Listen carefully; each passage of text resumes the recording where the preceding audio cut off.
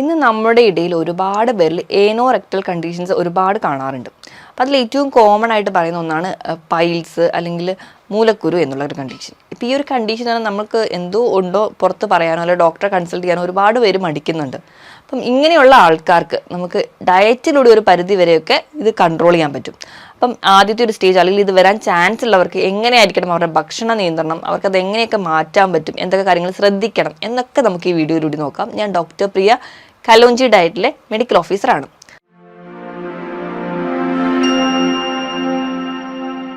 ഇപ്പം പൈൽസ് അല്ലെങ്കിൽ മൂലക്കുരു അല്ലെങ്കിൽ ഹെമറോയിഡ്സ് എന്ന് പറയുന്ന ഒരു കണ്ടീഷനിൽ നിന്ന് ഒരുപാട് പേർക്ക് നമ്മളിപ്പോൾ ചെറിയ കുട്ടികൾ തൊട്ട് ഇന്ന് ഒരുപാട് പേരിൽ കാണുന്നുണ്ട്. അത് നമ്മൾ പ്രധാനമായിട്ട് രണ്ട് രീതിയിലാണ് ഡിവൈഡ് ചെയ്തിരിക്കുന്നത്. ഒന്നാമത്തേന്ന് പറഞ്ഞാൽ എക്സ്റ്റേണൽ പൈൽസ് അല്ലെങ്കിൽ ബാഹ്യമായിട്ട് കാണുന്ന പൈൽസ്, അല്ലെങ്കിൽ ഇന്റേണൽ പൈൽസും ഉണ്ട്.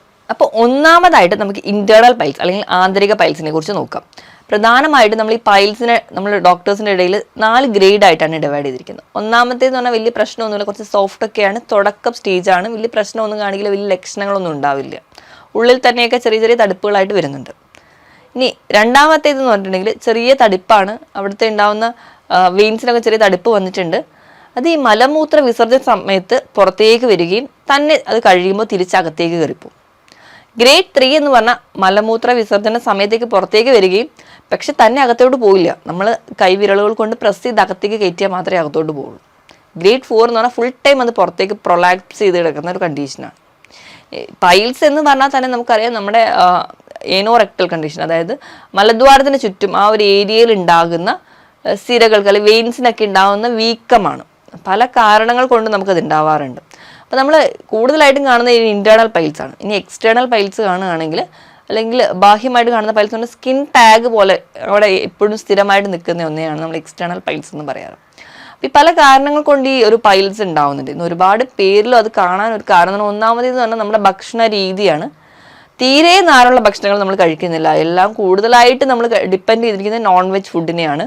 നമ്മളിങ്ങനത്തെ ഒരു ഭക്ഷണ രീതിയാണ്. വെള്ളം കൂടി വളരെ കുറവാണ്, കുടിക്കുന്നെങ്കിൽ തന്നെ ഒരുപാട് കാർബണേറ്റഡ് അല്ലെങ്കിൽ സോഫ്റ്റ് ഡ്രിങ്ക്സ് ആണ് കുടിക്കാറ്. പ്രത്യേകിച്ച് വ്യായാമമൊന്നുമില്ല, അതുകൊണ്ട് തന്നെ നമ്മുടെ ആ ഒരു ഏനോറെക്ടൽ ഏരിയയിൽ ഉണ്ടാകുന്ന മസിൽസുകളിന് പ്രത്യേകിച്ചൊരു ആയാസമൊന്നും ഉണ്ടാവുന്നില്ല. അപ്പം ഇതെല്ലാം കൂടി ചേർന്നിട്ടാണ് ഇന്ന് പൈൽസിൻ്റെ ബുദ്ധിമുട്ട് അനുഭവം. ഇന്ന് ചെറിയ കുട്ടികൾ തൊട്ട് മുതിർന്ന ആൾക്കാർ വരെ ഈ പൈൽസ് ഉണ്ടെങ്കിലും നമ്മൾ കൃത്യമായി ട്രീറ്റ് ചെയ്തില്ലെങ്കിൽ ഇതിന് ഒരുപാട് ദോഷഫലങ്ങളുണ്ട്. അവിടെ ത്രോംബോസിസ് വരികയും അല്ല ഒരു ഏരിയയിൽ ഇൻഫെക്ഷൻ ഉണ്ടാവുകയും അല്ലെങ്കിൽ നമുക്ക് കംപ്ലീറ്റ്ലി ഭയങ്കര ഒരു കോൺസ്റ്റിപ്പേഷൻ ഹിസ്റ്ററിയിലോട്ട് തന്നെ ഇത് പോകും. അപ്പം എന്തൊക്കെയാണ് ഇതിനുള്ള കാരണങ്ങൾ നോക്കിക്കഴിഞ്ഞാൽ ഒന്നാമത് ഞാൻ ഭക്ഷണ രീതി പറഞ്ഞു. രണ്ടാമത്തെ ഒരു കാരണം എന്ന് പറഞ്ഞിട്ടുണ്ടെങ്കിൽ സമയത്ത് തന്നെ മലമൂത്ര വിസർജനം നടക്കുന്നില്ലെങ്കിൽ, നമ്മൾ കൃത്യസമയത്ത് ടോയ്ലറ്റിൽ പോകാതെ തന്നെ പിടിച്ച് യാത്രയൊക്കെ പോകുന്നതിനിടയിലാണ് ആ ഒരു തോന്നലുണ്ടായാൽ പോലും അത് പിടിച്ചു വെക്കുന്നതിൻ്റെ ഭാഗമായിട്ട് മലം വീണ്ടും ഹാർഡായി പോവുകയും അതിൻ്റെ ഭാഗമായിട്ട് നമുക്ക് ആ ഒരു പൈൽസ് ഉണ്ടാവാൻ ചാൻസ് ഉണ്ട്. ഇനി മൂന്നാമത്തെ ഒരു കാരണം നമ്മുടെ ബോഡി വെയിറ്റ് കൂടും. ബോഡി വെയിറ്റ് കൂടുന്ന സമയത്ത് നമ്മുടെ ആ ഒരു ഏനോറെക്ടൽ ഏരിയയിൽ കുറച്ചുകൂടെ കംപ്രഷൻ തോന്നുകയും കുറച്ചുകൂടെ പ്രഷർ അനുഭവിക്കുകയും അതിൻ്റെ ഭാഗമായിട്ട് നമുക്ക് പൈൽസ് ഉണ്ടാവാൻ കാരണമാവുന്നുണ്ട്. ഈ പറഞ്ഞ കാരണങ്ങളോടൊപ്പം തന്നെ ഇപ്പോൾ പ്രഗ്നൻസി അല്ലെങ്കിൽ നമ്മുടെ സ്ത്രീകളുടെ യൂട്രസിനുള്ളിൽ എന്തെങ്കിലും ഒരു ഗ്രോത്തോ അല്ലെങ്കിൽ ഇപ്പോൾ പുരുഷന്മാരുടെ കേസിലാണെങ്കിൽ പ്രോസ്റ്റേറ്റ് ഗ്രന്ഥിയുടെ വീക്കം അല്ലെങ്കിൽ മറ്റ് പല വളർച്ചകളോ അല്ലെങ്കിൽ മുഴകളോ എന്തെങ്കിലും ഉണ്ടെങ്കിൽ ആ മലദ്വാരത്തിന് ചുറ്റും ഒരു കംപ്രഷൻ അല്ലെങ്കിൽ പ്രശ്നം അനുഭവിക്കുകയും അതിൻ്റെ ഭാഗമായിട്ട് നമുക്ക് പൈൽസിൻ്റെ ബുദ്ധിമുട്ട് വരാം. ഇതല്ലെങ്കിൽ പാരമ്പര്യമായിട്ട് ആർക്കെങ്കിലും ഒക്കെ ഉണ്ടെങ്കിൽ അത് മൂലം വരാറുണ്ട്. ഇനി നമ്മുടെ ഒരു ലൈഫ് സ്റ്റൈൽ അല്ലെങ്കിൽ നമ്മൾ കൂടുതൽ ഭാരം ഉയർത്തുന്ന ജോലിയൊക്കെ ചെയ്യുകയാണെങ്കിലും ആ ഒരു മലദ്വാരത്തിന് ചുറ്റും കുറച്ചുകൂടെ പ്രഷർ അനുഭവിക്കാം, അതിൻ്റെ ഭാഗമായിട്ട് വരാം. ഇനി ഇത് കൂടാതെ തന്നെ ഒരുപാട് നേരം ഇരുന്ന് ജോലി ചെയ്യുന്നവർ, ഇപ്പോൾ ഡ്രൈവർമാരുടെ കേസൊക്കെ എടുക്കുകയാണെങ്കിൽ കണ്ടിന്യൂസ് ആയിട്ട് ഒരുപാട് നേരം ഇരുന്ന് ജോലി ചെയ്യുന്ന ആൾക്കാരാണെങ്കിൽ അങ്ങനെയും വരാം. ഒരുപാട് എരിവും മസാലകളും നോൺ വെജും കഴിക്കുന്ന ആൾക്കാർക്ക് പൈൽസ് വരാനുള്ള ചാൻസ് വളരെ കൂടുതലാണ്. ഇതോടൊപ്പം തന്നെ ലിവറിന് കംപ്ലയിൻസ് ഉള്ളവർക്കും BP കൂടുതലായിട്ട് നിൽക്കുന്നവർക്കും ഒരു കോൺസ്റ്റിപ്പേഷനും അതുമായി ബന്ധപ്പെട്ട് പൈൽസ് വരാൻ ചാൻസ് കൂടുതലാണ്. ഇനി കണ്ടിന്യൂസ് ആയിട്ട് വയറിളക്കമായിട്ട് പ്രസന്റ് ചെയ്യുന്ന ആൾക്കാർക്ക്, ഇപ്പോൾ IBS പോലെയുള്ള രോഗങ്ങൾ ഉള്ളവർക്ക് തുടക്കം സ്റ്റേജിൽ ഇപ്പോൾ വയറിളക്കം തന്നെയാണ് പ്രസന്റ് ചെയ്യുന്നതെങ്കിൽ ഈ ഒരു ടൈമിൽ നമുക്ക് പിത്തരസം കൂടി ഒരുപാട് പുറത്തേക്ക് വരുന്നുണ്ട്. ഈ ഒരു പിത്തരസം കണ്ടിന്യൂസ് ആയിട്ട് വരുന്നതിൻ്റെ ഭാഗമായിട്ട് ആ ഒരു ഏരിയയിലേക്ക് ഉണ്ടാവുന്ന ടിഷ്യൂസ് ഒക്കെ അല്ലെങ്കിൽ ആ ഒരു മലദ്വാരത്തിന് ചുറ്റും ഉണ്ടാവുന്ന ആ ഒരു കോശങ്ങൾക്ക് നീർക്കെട്ട് ഉണ്ടാവുകയും ഇറിറ്റേഷൻ ഉണ്ടാവുകയും അത് പിന്നെ മലബന്ധമായിട്ട് മാറാറുണ്ട്. കുറച്ച് ഒരു ഏജിലെത്തുമ്പോൾ ഒരു 50-60 വയസ്സ് ആ ഒരു ഏജിലൊക്കെ എത്തുമ്പോൾ ഒരുപാട് പേർക്ക് പറയാൻ കാരണം എന്ന് വെച്ചിട്ടുണ്ടെങ്കിൽ ഈ ഒരു മലബന്ധം ഉണ്ടാവാൻ കാരണം എന്ന് പറഞ്ഞാൽ ആ ഒരു ഏജ് ആകുമ്പോഴത്തേക്കും അവിടെ ഉണ്ടാവുന്ന സിരകൾക്ക് കുറച്ചുകൂടെ വീക്ക് ആവുകയും അല്ലെങ്കിൽ ആ ഒരു സിരകളിൽ സപ്പോർട്ട് ചെയ്യുന്ന ടിഷ്യൂസിനോ അല്ലെങ്കിൽ കോശങ്ങൾക്ക് കുറച്ചുകൂടെ ഒരു ബലക്കുറവ് ഉണ്ടാവുകയും അതിൻ്റെ ഭാഗമായിട്ട് ആ സിരകൾക്ക് കുറച്ചുകൂടെ വീക്കം വരികയും അങ്ങനെ അവർക്ക് പൈൽസ് അല്ലെങ്കിൽ ഹെമറോയിഡ്സ് പോലെയുള്ള കണ്ടീഷൻസ് ഉണ്ടാവാനുള്ള ചാൻസ് വളരെ കൂടുതലാണ്. ഇതൊക്കെയാണ് പ്രധാനമായിട്ടും പൈൽസ് അല്ലെങ്കിൽ ഹെമറോയിഡ്സ് ഉണ്ടാവാനുള്ള കാരണങ്ങൾ. ഇത് പ്രസന്റ് ചെയ്യുന്നത് എങ്ങനെയാണെന്ന് വെച്ചാൽ പല ആൾക്കാർക്കും പല രീതിയിലായിരിക്കും അത് പ്രസന്റ് ചെയ്യുക. ചില ആൾക്കാർക്ക് അത് ബ്ലീഡിംഗ് ആയിട്ട് തന്നെ പ്രസന്റ് ചെയ്യും. മലത്തിന് മുൻപായിട്ടോ അല്ലെങ്കിൽ മലത്തോടൊപ്പം അല്ലെങ്കിൽ മലത്തിന് ശേഷമായിട്ടോ ബ്ലീഡിംഗ് ആയിട്ട് പ്രസന്റ് ചെയ്യാറുണ്ട്. ചില ആൾക്കാർക്കാണെങ്കിൽ ബ്ലീഡിങ്ങിന് അപ്പുറമായിട്ട് ഭയങ്കരമായ നടുവേദനയായിരിക്കും. മലം പോകാൻ നേരത്തോ അല്ലെങ്കിൽ അതിന് മുൻപേ കണ്ടിന്യൂസ് ആയിട്ട് അവർക്ക് നടുവേദനയായിട്ട് പ്രസന്റ് ചെയ്യുന്നവരുണ്ട്. മലദ്വാരത്തിന് ചുറ്റും ചൊറിച്ചിലായിട്ട് നിൽക്കുന്ന ആൾക്കാരുണ്ട്. ചില ആൾക്കാർക്ക് അവിടെ എപ്പോഴും തൊടുമ്പോൾ ഒരു ഇറിറ്റേഷൻ ആയിട്ട് തോന്നാറുണ്ട്. അങ്ങനെ പല രീതിയിലും പല ആൾക്കാരിലും പല ലക്ഷണങ്ങളായിട്ടാണ് കാണാറ്. അപ്പം ഇങ്ങനത്തെ ബുദ്ധിമുട്ടുകളൊക്കെ കാണുമ്പോൾ നമ്മളെപ്പോഴും നമുക്ക് ഈ പുറത്ത് പറയാൻ മടിയുള്ളതാണ്, ഒരു ഡോക്ടറെ കാണിക്കാൻ മടിയുള്ളത് കൊണ്ട് നമ്മൾ ചികിത്സിക്കാതിരിക്കും. പക്ഷേ ഈ കണ്ടീഷൻ നിന്ന് പോയി കഴിഞ്ഞാൽ അത് മറ്റ് പല കോംപ്ലിക്കേഷനിലോട്ട് എത്തും. ഈ മലദ്വാരത്തിന് ചുറ്റും ഉണ്ടാകുന്ന രോഗങ്ങളെ പൈൽസ് മാത്രമല്ല ഫിഷറും ഫിസ്റ്റുലയും എന്ന് പറയുന്ന പല കണ്ടീഷൻസ് ഉണ്ടാകുന്നത്. അപ്പോൾ നമ്മൾ ഇങ്ങനെ ഒരു ലക്ഷണങ്ങൾ കാണുകയാണെങ്കിൽ എന്തായാലും ഒരു ഡോക്ടറെ തന്നെ കാണിക്കണം. ഡോക്ടറെ കാണിച്ച് ഏതാണ് ഈ കണ്ടീഷൻ എന്ന് ഉറപ്പ് വരുത്തുക. നിങ്ങൾക്ക് ഏതാണ് ഈ രോഗം എന്ന് ആദ്യം തന്നെ തിരിച്ചറിയാണ് വേണ്ടത്. അതിനിപ്പോൾ നമ്മൾ ആ ഡോക്ടർ നോർമലി ഇൻവെസ്റ്റിഗേഷൻ നടത്തുമ്പോൾ ആദ്യം അവർ എക്സ്റ്റേണൽ എക്സാമിനേഷൻ ചെയ്യാറുണ്ട്. അതിനോടൊപ്പം തന്നെ പ്രോട്ടോസ്കോപ്പി അല്ലെങ്കിൽ മറ്റു പല ഇൻവെസ്റ്റിഗേഷൻ, കൊളനോസ്കോപ്പി, എന്ത് ഇൻവെസ്റ്റിഗേഷൻ ആണോ അതിനനുസരിച്ച് അവർ പ്രൊസീജിയർ കഴിയുകയും അതിൻ്റെ ഭാഗമായിട്ട് നമുക്ക് ഡിസീസ് ഡയഗ്നോസ് ചെയ്യും. ഡിസീസ് ഡയഗ്നോസ് ചെയ്ത് കഴിഞ്ഞ ശേഷം മാത്രമാണ് നമ്മൾ ആ ഒരു മാനേജ്മെൻറ്റ് സൈഡിനെ കൂട്ട് ചിന്തിക്കേണ്ടത്. മാനേജ്മെൻറ്റ് സൈഡിലോട്ട് വരുമ്പോൾ നമുക്ക് ഏറ്റവും ആദ്യം വേണ്ടത് നമ്മുടെ ലൈഫ് സ്റ്റൈൽ മോഡിഫിക്കേഷനാണ്. ലൈഫ് സ്റ്റൈൽ മോഡിഫിക്കേഷൻ ഏറ്റവും ആദ്യം പറയേണ്ടത് ഭക്ഷണ നിയന്ത്രണവും രണ്ടാമതായിട്ട് വ്യായാമവുമാണ്. ഇനി ഭക്ഷണ നിയന്ത്രണത്തിൻ്റെ കേസ് എടുക്കുകയാണെങ്കിൽ ഏറ്റവും ഇമ്പോർട്ടൻ്റ് എന്ന് പറഞ്ഞാൽ നമ്മൾ കഴിക്കുന്ന ഭക്ഷണത്തിൽ നാരില്ലാത്തതാണ്. നമ്മൾ നാരടങ്ങിയ ഭക്ഷണം കൂടുതലായിട്ട് കഴിക്കാൻ വേണ്ടി ശ്രദ്ധിക്കുക. അപ്പം എല്ലാ ആൾക്കാരും ഇത് വരാൻ ചാൻസ് ഉള്ളവരായിക്കോട്ടെ അല്ലെങ്കിൽ മലബന്ധം ചെറിയ രീതിയിലൊക്കെ തുടങ്ങിയ ആൾക്കാരായിക്കോട്ടെ, ആരായാലും നമ്മൾ ഏറ്റവും ഇമ്പോർട്ടൻ്റ് ആയിട്ട് വേണ്ടത് നാരടങ്ങിയ ഭക്ഷണം കൂടുതലായിട്ട് കഴിക്കുക. ഒരു ഏകദേശം 25 മുതൽ 30 ഗ്രാം എങ്കിലും നിങ്ങൾ നാരടങ്ങിയ ഭക്ഷണം കഴിക്കണം. തീരെ നാര് ഇന്ന് വരെ ഭക്ഷണത്തിൽ നിന്ന് ഉൾപ്പെടുത്താത്ത ആൾക്കാരാണെങ്കിൽ ചെറുതായി അതിന് ക്വാണ്ടിറ്റി കൂട്ടിക്കൊണ്ടുവരും. ഒറ്റയടിക്ക് തന്നെ ഈ ഒരു ലെവലിലേക്ക് അല്ലെങ്കിൽ കൂടിയ ക്വാണ്ടിറ്റിയിൽ നാരുകൾ ചേർക്കാതിരിക്കുക, കുറഞ്ഞ അളവിൽ അതിന് കൂട്ടിക്കൊണ്ടേയിരിക്കുക. അപ്പം നാരുകൾ ഒരുപാട് കഴിക്കുക. അപ്പം അതിന് വേണ്ടിയിട്ട് നിങ്ങൾക്ക് കൂടുതലായിട്ട് ഡിപ്പെൻഡ് ചെയ്യാൻ പറ്റുന്ന ഒന്നാണ് ഇലക്കറികൾ. ഇലക്കറികളിൽ ഇപ്പോൾ മുരിങ്ങ ഇല ആയിക്കോട്ടെ, ചീര ഇല ആയിക്കോട്ടെ, എല്ലാ തരത്തിലുള്ള ഇലക്കറികൾ നിങ്ങൾക്ക് കഴിക്കാവുന്നതാണ്. അതോടൊപ്പം തന്നെ cruciferous vegetables, broccoli, cabbage, cauliflower ഇതൊക്കെ നിങ്ങൾക്ക് കഴിക്കാം. ഇനി പച്ചക്കറികളുടെ കേസാണെങ്കിൽ ഏറ്റവും ഇമ്പോർട്ടൻ്റ് എന്ന് പറയുന്നത് ബീൻസ് ആണ്. ഇതിൽ ധാരാളം സോലുബിൾ ഫൈബേഴ്സും ഇൻസോലുബിൾ ഫൈബേഴ്സും ഒക്കെ അടങ്ങിയിട്ടുണ്ട്. ഇത് ആ മലദ്വാരത്തിന് ചുറ്റുമുണ്ടാകുന്ന നീർക്കെട്ട് ഒരു പരിധി വരെ കുറയ്ക്കുന്നുണ്ട്. അതോടൊപ്പം തന്നെ നമുക്ക് ആ ഒരു മോശം കുറച്ചുകൂടി ഈസി ആയിട്ട് പോകാൻ സഹായിക്കുന്നുണ്ട്. ഈ ഭക്ഷണങ്ങൾ സ്ഥിരമായിട്ട് നമ്മൾ കഴിച്ചിരിക്കണം. നമ്മൾ എത്രത്തോളം നോൺ വെജ് കഴിക്കുന്നുണ്ടോ അപ്പം അത് നമുക്ക് ഈ കംപ്ലയിൻസ് കൂടുതലായിട്ട് വഷളാക്കുന്നു. അപ്പം അതിനെ ഓവർകം ചെയ്യാൻ വേണ്ടി നമ്മൾ ഈ പറഞ്ഞ ഇലക്കറികളും ഫൈബർ അടങ്ങിയ ഭക്ഷണങ്ങളും കഴിക്കുന്നത് വളരെ നല്ലതാണ്. ഇനി ഈ ഒരു ഭക്ഷണം കഴിക്കുന്നതിനോടൊപ്പം തന്നെ നമ്മൾ ചായയോ കാപ്പിയോ അധികം കഴിക്കുന്നവരാണെങ്കിൽ ആ ഒരു ശീലം, അതുപോലെ തന്നെ കാർബണേറ്റഡ് ഡ്രിങ്ക്സോ അല്ലെങ്കിൽ കോള പോലുള്ള ഡ്രിങ്ക്സ് ഒക്കെ കഴിക്കുന്ന ആൾക്കാരാണെങ്കിൽ അത് കംപ്ലീറ്റ്ലി സ്റ്റോപ്പ് ചെയ്യണം. അതോടൊപ്പം തന്നെ മദ്യപാനം കംപ്ലീറ്റ്ലി നിർത്തണം.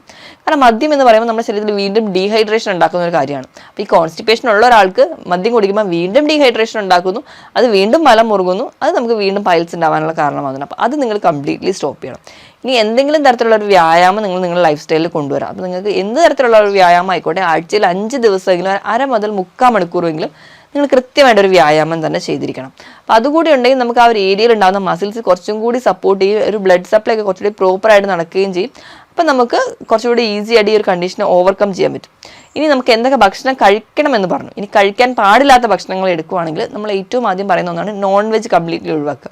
അപ്പോൾ ഈ നോൺ വെജ് കംപ്ലീറ്റ്ലി ഒഴിവാക്കുക എന്ന് പറയാനുള്ള ബേസിക് കാരണം എന്ന് പറഞ്ഞാൽ ഈ നോൺ വെജിറ്റേറിയൻ ഭക്ഷണം, ഇപ്പം ചിക്കൻ, ബീഫ് എന്തും ആയിക്കോട്ടെ, അപ്പോൾ ഇതിലെല്ലാം ഉള്ളതെന്ന് പറഞ്ഞിട്ടുണ്ടെങ്കിൽ പ്രോട്ടീൻ മാത്രമാണ്, യാതൊരു തരത്തിലുള്ള ഫൈബറും അടങ്ങിയിട്ടില്ല. അതുകൊണ്ടാണ് നമ്മൾ ചിക്കനും അല്ലെങ്കിൽ ബാക്കി നോൺ വെജ് കംപ്ലീറ്റ്ലി നിർത്തുക എന്ന് പറയുന്നത്. ഇനിയിപ്പോൾ നിങ്ങൾ ചിക്കൻ കഴിക്കുന്നവരാണെങ്കിൽ നാടൻ കോഴി ഒട്ടും കഴിക്കാതിരിക്കുക. കാരണം അതിൽ വാട്ടർ കണ്ടന്റ് വളരെ കുറവാണ്. കമ്പയറബിളി നിങ്ങൾക്ക് ചിക്കനിൽ കുറച്ചുകൂടി കഴിക്കാൻ പറ്റുന്നത് ബ്രോയിലർ ചിക്കനാണ്. അതും ഒരിക്കലും നിങ്ങൾ അതിനെ എന്താ പറയുക ഫ്രൈ ചെയ്ത് കഴിക്കാതിരിക്കുക. അപ്പം നമ്മൾ ഫ്രൈ ചെയ്യുന്ന സമയത്ത് അതിലുള്ള വാട്ടർ കണ്ടന്റ് കൂടി ലോസ് ആവും. അപ്പോൾ മാക്സിമം നിങ്ങൾ കറി വെച്ച് കഴിക്കുക, അത് വളരെ റെയർ ആയിട്ട് കഴിക്കാം. ഇനി നോൺ വെജ് കഴിക്കുന്നതിൻ്റെ ആൾക്കാരാണെങ്കിൽ അതിനോടൊപ്പം തന്നെ ധാരാളം സാലഡ്സ് കഴിക്കുക. അപ്പം നിങ്ങൾക്ക് സവോളയും അല്ലെങ്കിൽ അതുപോലെ തന്നെ ക്യുക്കമ്പറും കൂടെ അരിഞ്ഞിട്ട് സാലഡായിട്ട് കഴിക്കുക. അപ്പോൾ ഈ കുക്കമ്പറിലൊക്കെ ധാരാളം ഫൈബേഴ്സ് ഉണ്ട്, അതുപോലെ തന്നെ അതിൽ ധാരാളം വാട്ടർ കണ്ടന്റും ഉണ്ട്. അപ്പോൾ നമുക്ക് കുറച്ചും കൂടി ഈ ഒരു മലബന്ധം ഓവർകം ചെയ്യാൻ പറ്റും. അപ്പോൾ ഈ വക സാലഡ്സ് എപ്പോഴായാലും എന്ത് നോൺ വെജിറ്റേറിയൻ ഫുഡ് കഴിക്കുകയാണെങ്കിലും ധാരാളം സാലഡ് കഴിക്കുക. ഇനി ഇപ്പം ബീഫാണ് കംപ്ലീറ്റ്ലി നമ്മൾ ഒഴിവാക്കുക. കാരണം ഈ ബീഫ് എന്ന് പറയുന്നത് അലർജിക് പ്രോട്ടീൻ ഉണ്ട്. ഈ ഒരു അലർജിക് പ്രോട്ടീൻ നമുക്ക് മലദ്വാരത്തിന് ചുറ്റും നീർക്കെട്ടൊക്കെ ഉണ്ടാവാനുള്ള ചാൻസ് വളരെ കൂടും. ഇപ്പോൾ ഉള്ളവർക്കാണെങ്കിൽ അത് വീണ്ടും വഷളാവാനും കാരണമാണ്. അപ്പോൾ അത് നിങ്ങൾ സ്റ്റോപ്പ് ചെയ്യുക. പിന്നെ ഒരുപാട് പേരുടെ ഡൗട്ടാണ് മുട്ടയിൽ ഇപ്പം താറാവ് മുട്ട കഴിച്ച് കഴിഞ്ഞാൽ നിങ്ങൾക്ക് കംപ്ലീറ്റ്ലി പൈൽസ് ഒക്കെ മാറും, അതിന് പകരം കോഴിമുട്ട കഴിച്ചാലാണ് പൈൽസ് ഉണ്ടാവുന്നത്. അതും തെറ്റായൊരു ധാരണയാണ്. അപ്പോൾ മുട്ടയിൽ ഉള്ളത് എന്ന് പറഞ്ഞാൽ രണ്ടിലും സെയിം ആണ്. ഇപ്പം ഉള്ള കൊഴുപ്പും പ്രോട്ടീനും ഒക്കെ സെയിം ആണ്. നിങ്ങൾ മുട്ട കഴിച്ചാലും ഈ പറയുന്ന രീതിയിൽ ഫൈബേഴ്സ് ഒന്നും ഇല്ലാത്തതുകൊണ്ടാണ് ഈ മുട്ടയും അതുപോലെ തന്നെ ഇറച്ചിയൊക്കെ കംപ്ലീറ്റ്ലി അവോയ്ഡ് ചെയ്യാൻ പറയുന്നത്. ഇപ്പം പാല് ആണെങ്കിലും അതിലും ഒട്ടും തന്നെ നാരടങ്ങിയിട്ടില്ല. അപ്പോൾ അതുകൊണ്ടാണ് ഈ പകം ഫുഡുകളൊക്കെ കംപ്ലീറ്റ്ലി ഒഴിവാക്കാൻ പറയുന്നത്. അപ്പം നിങ്ങൾ ഈ ഭക്ഷണങ്ങളൊക്കെ കഴിക്കുമ്പം കൂടെ സാലഡ് കഴിക്കുകയാണെങ്കിൽ ഒരു പരിധി വരെ നിങ്ങൾക്ക് ഈ പറയുന്ന ഭക്ഷണങ്ങളൊക്കെ കുറഞ്ഞ അളവിൽ കഴിക്കാം. കഴിക്കുമ്പോൾ കറി വെച്ച് കഴിക്കാൻ വേണ്ടി ശ്രദ്ധിക്കുക. കുറഞ്ഞ മീനുകളൊക്കെയാണ് കഴിക്കാം. വലിയ മത്സ്യങ്ങൾ ഇപ്പം നെയ്മീൻ പോലെയുള്ള മത്സ്യങ്ങൾ കംപ്ലീറ്റ്ലി ഒഴിവാക്കുകയാണ് നല്ലത്. അതുപോലെ തന്നെ ഷെൽ ഫിഷ്, ഇപ്പം ഞണ്ട്, കൊഞ്ച്, കക്ക, ഇവ കംപ്ലീറ്റ്ലി ഒഴിവാക്കുക. കാരണം ഇതിലും അലർജിക് പ്രോട്ടീൻസ് അടങ്ങിയിട്ടുണ്ട്. ഇത് മലദ്വാരത്തിന് ചൊറിച്ചിലും നീറ്റിലും അല്ലെങ്കിൽ നീർക്കെട്ട് ഉണ്ടാവാനുള്ള കാരണമാവുന്നത്. ഈ പറഞ്ഞ ഭക്ഷണങ്ങളൊക്കെ നിങ്ങൾ കംപ്ലീറ്റ്ലി ഒഴിവാക്കുക. അതുപോലെ തന്നെ അധികം മധുരം കഴിക്കാതിരിക്കുക. അതും നമുക്ക് ആ ഒരു മലദ്വാരത്തിന് നീർക്കെട്ടോ ഇറിറ്റേഷൻ ഉണ്ടാവാനും കാരണമാകും. ധാരാളം വെള്ളം കുടിക്കുക. വെള്ളം എന്ന് പറയുമ്പോൾ 25 കിലോയ്ക്ക് 1 ലിറ്റർ എന്ന കണക്ക് നല്ല പോലെ വെള്ളം കുടിക്കുക. പിന്നെ നിങ്ങൾ ഒരുപാട് വെയിലത്ത് നിന്ന് ജോലി ചെയ്യുന്നവരാണെങ്കിൽ അതിന് കൂടെ അനുസരിച്ച് വെള്ളം ധാരാളം കുടിക്കുക. അപ്പം നമുക്ക് ഒരു പരിധി വരെ കണ്ടീഷൻസ് ഒക്കെ കുറയ്ക്കാൻ പറ്റും. കൃത്യമായിട്ടൊരു വ്യായാമം കൂടി വേണം. ഈ പറഞ്ഞ ഭക്ഷണ രീതിയും അതുപോലെ തന്നെ നല്ലൊരു വ്യായാമം ഒക്കെ ഉണ്ടെങ്കിൽ ഈസി ആയിട്ട് നമുക്ക് തുടക്കത്തിലെ ഒരു സ്റ്റേജ് ആണെങ്കിൽ നമുക്ക് കംപ്ലീറ്റ്ലി മാറ്റാൻ പറ്റുന്ന ഒരു കണ്ടീഷനാണ് പൈൽസ് എന്ന് പറയുന്നത്.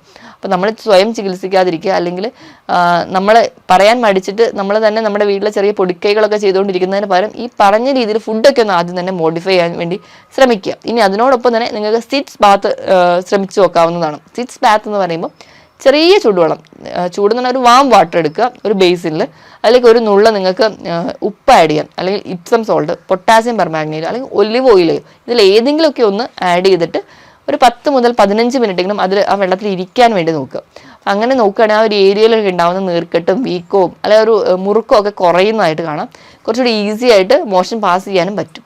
ഞാൻ ഈ പറഞ്ഞ കാര്യത്തിൽ എന്തെങ്കിലും ഡൗട്ട് ഉണ്ടെങ്കിൽ നിങ്ങൾ താഴെ കാണുന്ന നമ്പറിൽ കോൺടാക്ട് ചെയ്യുക. മറ്റൊരു ഹെൽത്ത് ടോപ്പിക്കുമായിട്ട് വീണ്ടും കാണുന്നത് വരെ നന്ദി.